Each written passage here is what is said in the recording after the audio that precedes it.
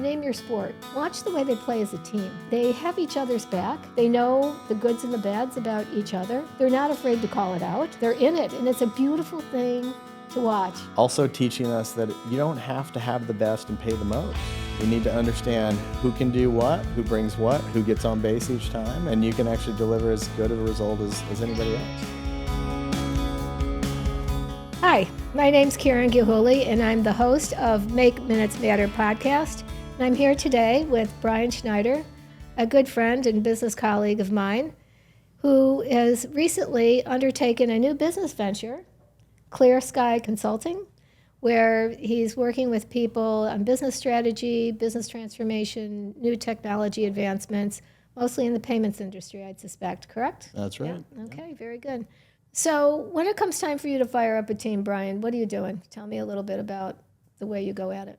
Well, it depends on a number of things, including dollars and resources and all that, and a lot of other good stuff. If other people are, holding the purse strings, I think first and foremost, it's having people that like solving problems. Yeah. They're passionate about solving problems, and with that kind of energy, I think really anything is possible. So I tend to look for people that are passionate, that are excited, right? The fire's already there. Yeah. You're just going to wield the fire, focus the fire to accomplish what you're after. And also people that want to learn, right? Because early in my journey and still, I'm always curious. I'm always wanting to learn. Yes. And I want to surround myself with people that are brilliant. They're going to help me understand and see things. And so that for me is something that I get a lot out of. And it's unfortunate. I think in today's world, and we've talked about this before, a lot of companies don't really invest in their people. They may offer trainings and you got to keep up with compliance stuff, but when you really look at mentors in the organization, in my last role at one of the large financial institutions, I had 3 people that proactively reached out and said, hey, can you help me? Can you mentor me? Can you help me kind of look at things and think about my career and how I think about getting from here to here? And hey, how did you, by the way, get from here to here? And what I've heard, unfortunately, is a lot of folks just don't have a manager or a leader directly or even indirectly that's either fully interested in helping them develop or providing them some path to promotion or growth. And I even found that in my own journey. I wasn't sure if it was just me, but what I started to see as others reached out to me is, I think we've got a gaping hole. We do. Right now. We and I think that's do. across all levels. I don't care if it's politics or business or whatever. People are not as engaged. It's like the wire, that caring or that purpose it's not there. It's like, oh, I want the money, I want this, I want to get there. But it's like, yeah, but why?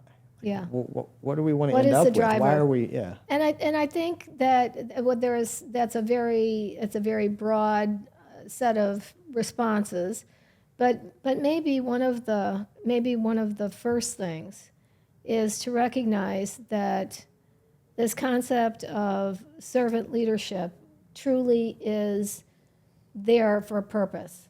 That when I think a lot of people today, and this is not a slam on them, but I think a lot of people today find themselves moving into positions where they are leading people, whether managing or leading, and they're doing it because it's a promotion, it's an increase in their paycheck, they perceive it to have more authority, whatever that might be. But the one thing that's missing in that equation is the fact that they actually have a desire, a call to want to help other people, to bring them together, to help them function better as a team, to all of those things that go into this concept of coaching, which is one of the most recent things to come onto the management scene right now. This idea of switching from command and control, I'm going to tell you to do something, as opposed to, we need to get this done. Now let's try to figure out how we're going to get it done and who's best equipped to get it done. So I think that people are promoted into roles because They've been in the job for a long time. They were really exceptional at whatever they were doing. And now it's time for you to take that next step. And all of a sudden, yesterday you were in one job, now you're in another, completely different, with all different kinds of responsibilities. But we're moving you into it, and good luck. I grew up with sports, and sports was not about necessarily, let's say, a color, a flavor, or a sex, whatever.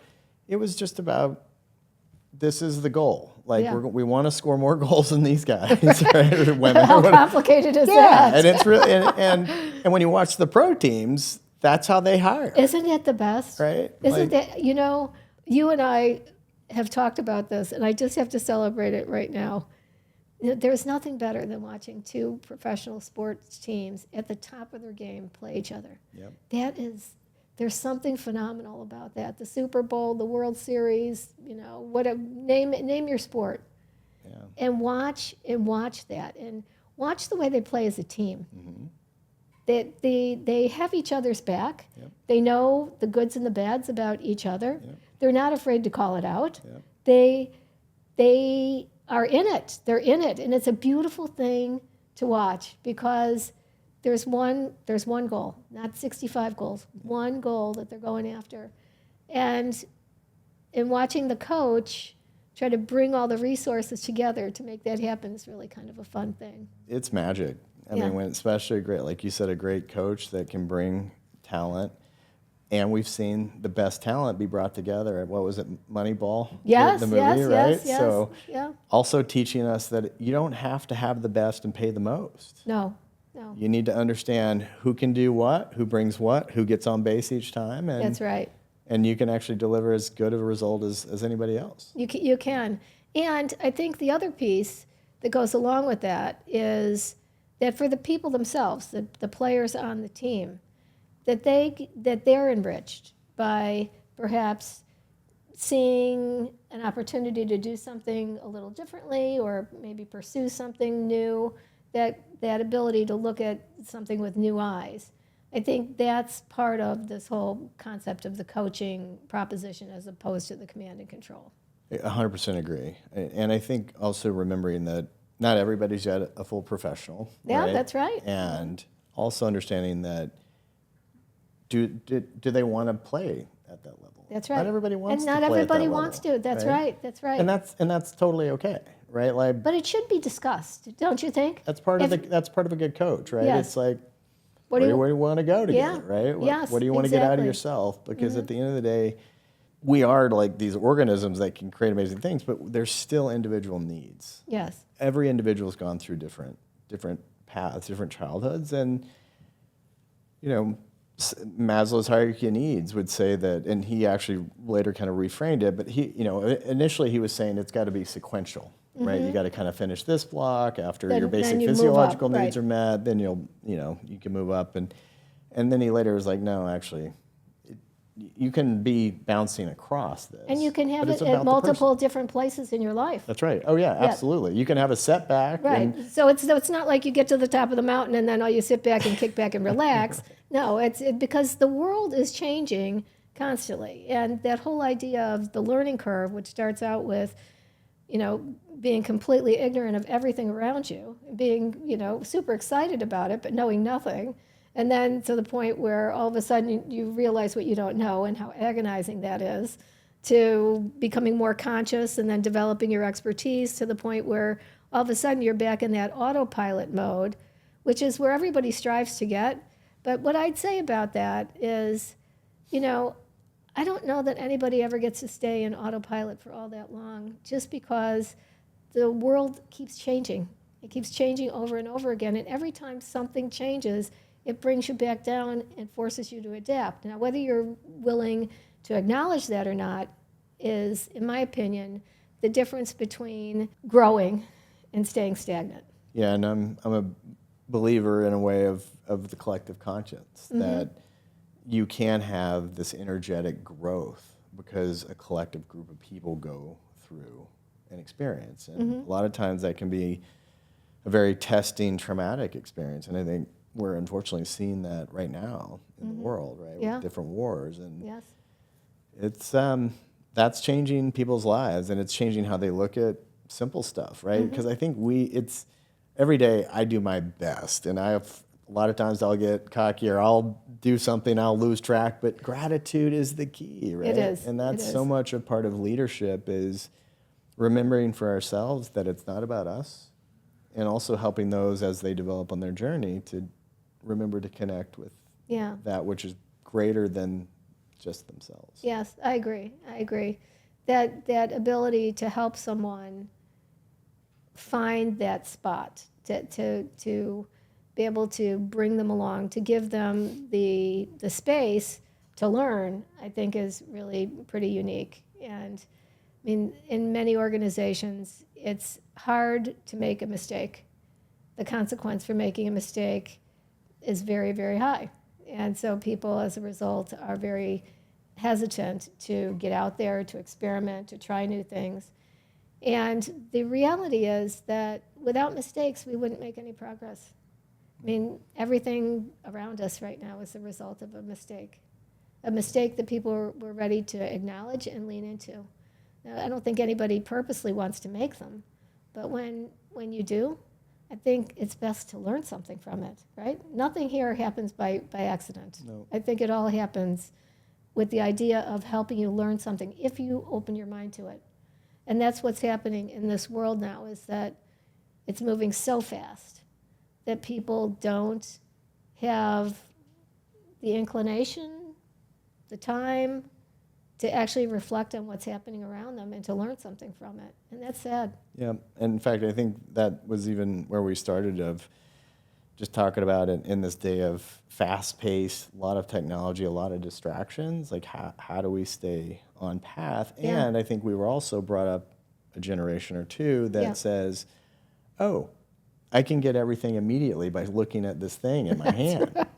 And so that same mentality carries into the business world. That's right. And so more and more managers, I think, have found themselves with people that are like, well, what do you mean I didn't get promoted after 2 months? And Right. like, I've got the big raise, and I thought I was already going to be making this. And so I do find it interesting, the differences of, like we talked about, when you go to pull together a team, of finding the people that are willing to do the work, that are willing to say, I don't know, and I'm okay with not knowing, but I'm gonna learn. Learn. And Yes. more importantly, going and seeking out the best. So like when I was a wrestler as a high schooler, I was like, well, if I'm going to be the best, I could either spend years working here, or I could go and make a step change by maybe working with one of the best in the world. And I had the opportunity to go work with a guy named Dan Gable, one of the best wrestlers in the history of the world. And I came back from that and went from being an okay wrestler to number 2 in the state as a junior in high school, and one of the best in the country. And that taught me a big lesson, is like, don't wait around, Yeah. right? If you're passionate, if you're interested. Take One of the advantage reasons of I it. moved to Silicon Valley, I read this book called The New Thing by Jim Clark back in the day. Like, well, this sounds amazing. Like, these guys are creating amazing things every day. Like, the fact, it was, for me, it's, in reflection, it's pretty cool to have come up in the Dewey Decimal System at the library. Yes. You didn't get the information if you didn't go to the library. You had to go to the library. You had to go to the library. And you had to take a class on how to use the on how to Dewey use Decimal it, System. right? And now to have Oh my goodness, everything we're in your dating hand and ourselves. to ask it, and AI tells you, and it Yes. like, this is amazing. And to hear the stories of how AI is starting to change even medicine, and my friends that are doctors are like, yeah, we're already using ChatGPT in our practice. And Yes. I'm like, really? That's But it? I guess here's the difference. So I think, like with everything, there's what you learn, and then there's the application of what you learn, the implication. So kind of going back to what you were talking about with all of these new things that are coming out with technology and payment features and all of that stuff, it's not just the factoid. It's what you do with the factoid. You go to ChatGPT and you've got a question for it, and you ask it a question, and maybe it answers it. Okay. So I guess for me, there's another question and another question and another question. See, I think that's, and whether you're getting the answer to that through the AI or if you're getting it through your conversations with other people, the fact is that there's something presented to you, an idea, and then it's up to you to figure out what that means to you. What does this mean to me?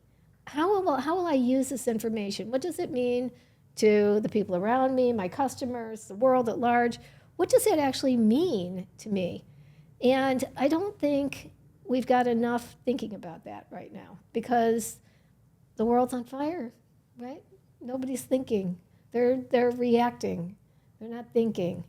So how do we get them to think, Bryan? How do we get people to think in a distracted world? How do you tone down the noise and actually take 5 to actually digest some of the stuff that's happening? Because we're missing out on so much. I think I'm hearing what you're saying, and that is that there's an important human element sometimes that's left out Yes. in the technical journey and the power of the technical journey. And when you and I were reflecting before we came in here today, I actually had to look up some just basic definitions because I make assumptions all the time in terms of how something's defined. And I had to look up technology because I'm like, is technology really, is it digital? Does it have to be a wire or some hardware? And it turns out no. It's just knowledge being applied. Right. Is essentially technology. And so I think in today's world, we're seeing things be effective with yoga, with a spiritual practice, with meditation, with experiences of how to ground yourself in the body. And I think in my personal journey, and I've seen it with others, there's a real power in aligning your heart, your mind, and your gut, and your feet. Yes. In what you're doing and what you're interested in. Because back to your point, if you don't really know why, and you're not really connected with what's stirring the passion and the interest, then that's where you can get off track. That's where you can be like, oh, well, I want just more money, or I want the next promotion, right? And But it's hollow. It's absolutely, hollow. and I've It's certainly hollow. found myself there on different aspects of the journey, and I think part of our job is, as we get more experience and hopefully get some wisdom, is to spend more time in that pocket, right? In that space. And so those are some of the techniques or applications or technologies that I use to, and I also think fitness, right? I think so many of us today, I'm, as you know, I've been a fitness hound for a long time, and it's unfortunate if you look at the numbers in the United States in particular around things like diabetes, obesity, and just even simple things. One of my friends just is coming out of the military, and he mentioned, Bryan, I spent the last part as a recruiter.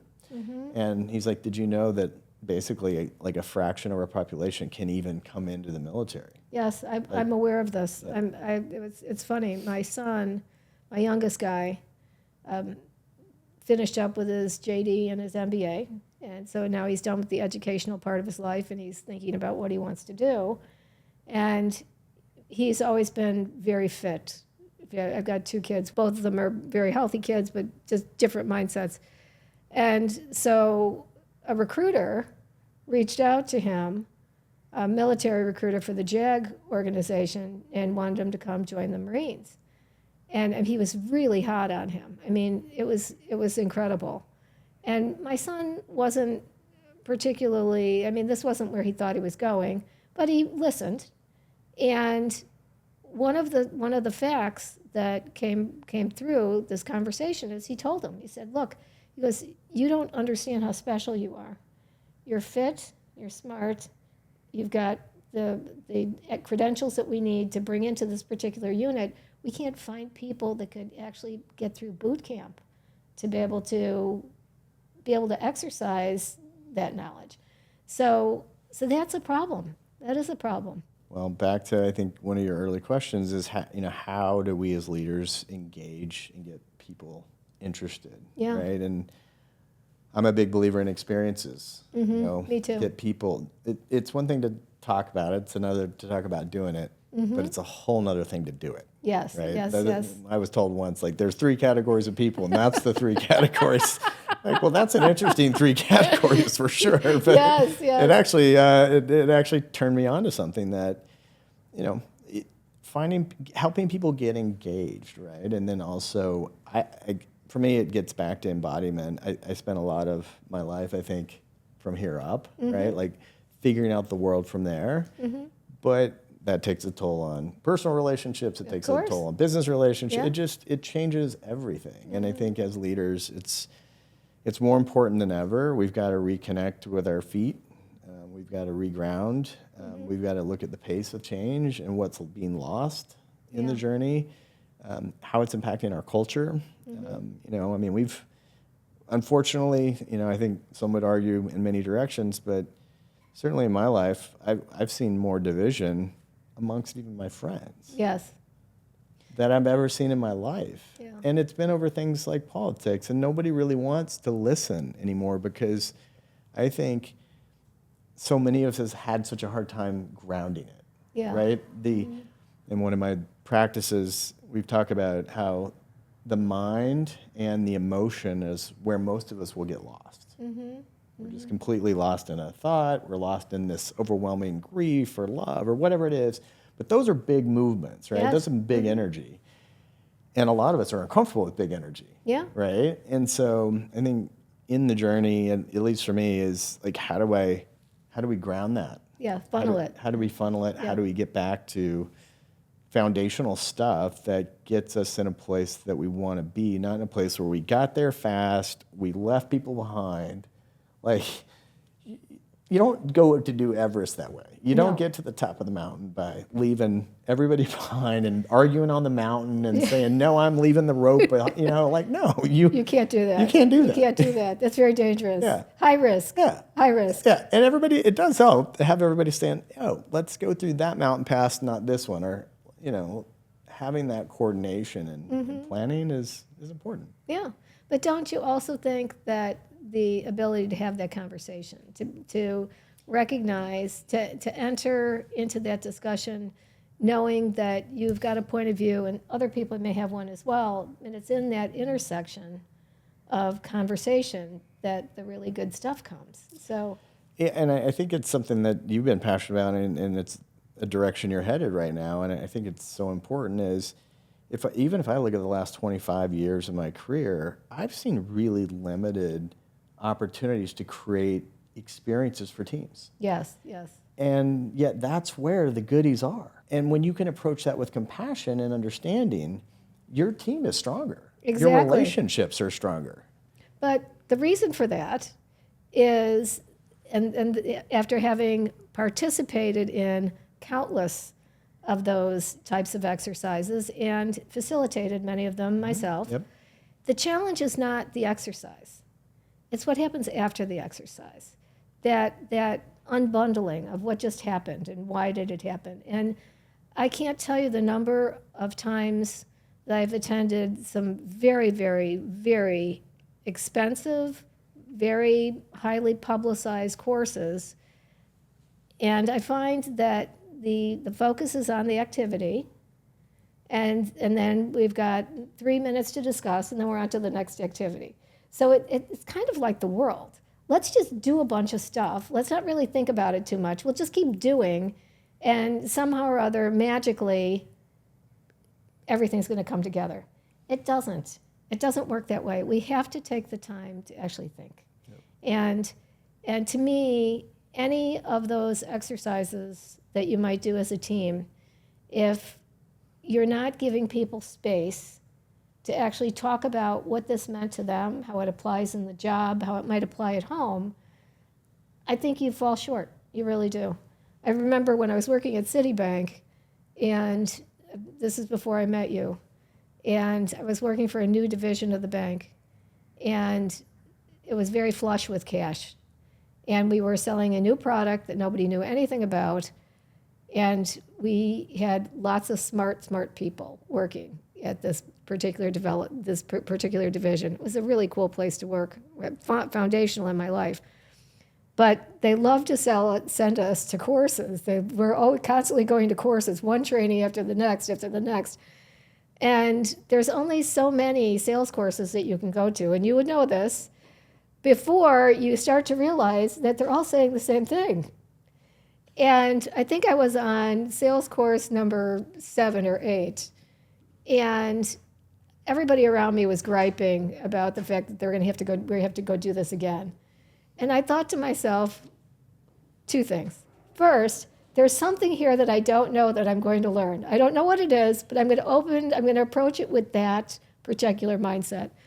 And the second thing I thought was that, is there a larger application in my life? So we're talking about this little box of my customer set, but can I take any of the stuff that I'm learning and apply that to my life at home? And I have to tell you, and this is for all of our viewers out there, if you've ever taken a sales course and you have kids, let me give you a really good place to go practice those sales techniques. Try convincing your 8-year-old on a beautiful sunny afternoon to sit down and do their homework when they want to go out and play baseball. That takes a real persuasive argument. Amen. So I guess the point here is that we're surrounded by all these things to learn, and we, for expediency purposes, want to put it into the appropriate little pigeonhole, and not really think about the extrapolation of that. Like, what does that actually mean to me as a person in the world today? How do I be part of solving the problems that are out there? And there's so many of them. There's a lot, and there's a lot of management styles. There's top down, or there's empowerment. Yeah. And if you've worked in organizations where really nobody's really allowed to make decisions at any level beyond the top, and even at the top, you're not really getting a lot of decisions. That also can an organization can just be frozen. Yes. And not evolving. I agree. Well, Bryan, we could talk forever. So since we can't do that today, can I ask you to come back? Yeah, I'd love to. Love to. It's wonderful to see you today. Likewise. So if anyone wants to get in touch with you, that they were inspired by our little conversation today, and they think you're a pretty cool person, which you are, how would they get a hold of you at your new company? So Clear Sky Consultants, Clear Sky, so Bryan, B-R-Y-A-N. Yes. And that's at clearskypay.com. Okay. And I like to say Bryan with a Y, because the why. The why, because you are the why, the embodiment of the why. Why do we do it? Why, right? It's wonderful. Appreciate the opportunity to be here. God bless you. Thank you. Thank you. Thank you so much for listening to today's episode of Make Minutes Matter. If you haven't done so already, please take a moment to subscribe to this podcast on YouTube or click the follow button on Apple, Spotify, or wherever you get your podcasts. And let me know what you thought of today's conversation by following us on Instagram at Karen Gilhooly 1. That's Karen, K-A-R-E-N, Gilhooly, G-I-L-H-O-O-L-Y, and the number 1. Let's make every moment in your career truly matter. Have a great day.